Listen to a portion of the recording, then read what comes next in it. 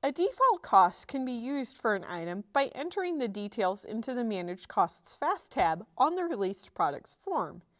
In addition, the cost can be updated automatically by marking the Use Latest Cost Price checkbox, which functions in the same way as the Use Latest Purchase Price checkbox that we discussed earlier.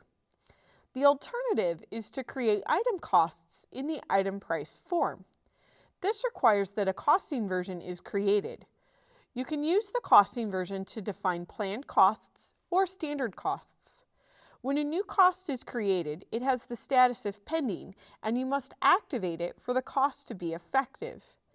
The item price form also shows calculations for purchase prices or costs. This is useful for adding indirect costs or for calculating the cost roll-up for a manufactured item that has a bill of material or formula. An additional benefit to using the item price form is the ability to make prices and costs that are date effective and have the ability to keep an audit trail with the full details each time a cost or price changes. Let's take a look at costing versions and how to set up a cost on an item in AX. We're going to start by going to the Inventory Management module, and then in the Setup group underneath Costing, we'll open up the Costing Versions form. We'll go ahead and click the New icon to create a new costing version. For my example, I want it to be a standard cost, so I select Standard Cost in the Costing type and type a unique name into the version field. I'm going to use a name like 2014 Pricing.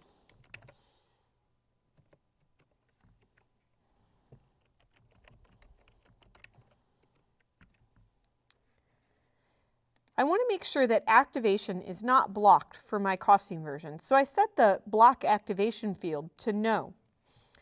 On the General tab, I can enter additional values and override the same fields that we saw in the Overview tab.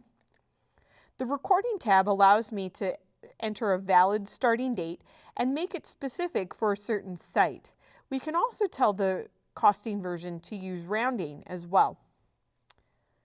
The Calculation tab has additional settings that control how a bill of material calculation will work.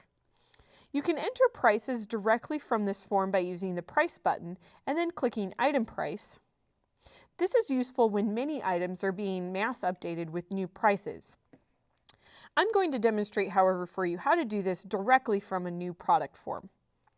So we're going to go back to the Product Information Management module and open up Released Products. We'll use the same t-shirt that we created earlier and go to the Manage Cost tab in the Action pane and then click Item Price in the Setup group.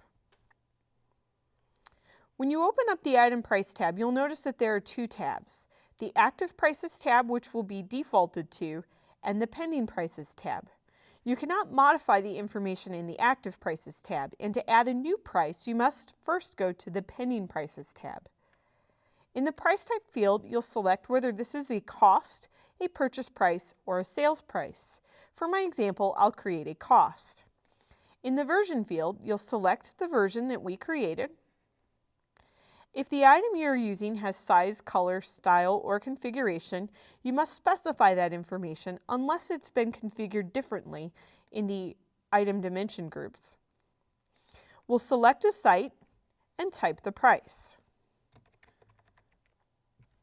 When you save the record, you'll notice that the Activate button becomes available. Once we activate the price, it will disappear from the Pending Prices tab and appear in the Active Prices tab. Now that I've activated it, you can see it's gone, and if I click Active Prices, you can see there's my new cost. Every time I make a change or add a new price effective on a different date, the full history will always be available here in the Active Prices tab. If I wanted to add purchase prices or sales prices, I would repeat that process by going to the Pending Prices tab again and selecting the correct price type. Now that we've set up prices, next we'll take a look at how to set up units of measure.